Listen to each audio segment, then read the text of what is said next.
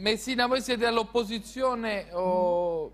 Noi sosteniamo quei provvedimenti che servono ai cittadini, ma qui dobbiamo anche parlare di soluzioni. Due cose. Ma l'avete ascoltato Grillo cosa diceva? Il reddito di cittadinanza, ti diamo 3 lavori e poi se non li prendi... Oh, ma dove stanno sti 3 lavori che ti danno e tu li prendi e poi scegli?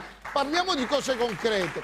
E allora non ci facciamo prendere dall'enfasi del comico e dello spettacolo. Detto questo, puntare sulla precarietà non è corretto. Un contratto di apprendistato, lo diceva bene l'imprenditore, lo rinnovi 4 volte, 8 volte. Dopo 3 anni sei sempre un disoccupato, non hai trovato lavoro. L'unica soluzione è quella di dare fiato alle piccole e medie imprese italiane, abbassando le tasse alle piccole e medie imprese italiane, rendendole competitive sui mercati, ridurre l'incidenza dello Stato sul costo del lavoro e sulle imprese, e lì sì che fai vera occupazione. Ma se non facciamo questo, noi di lavoro ne dobbiamo parlare. Quindi se lavoriamo in questo senso, l'impresa riparte, l'Italia riparte e il lavoro si trova.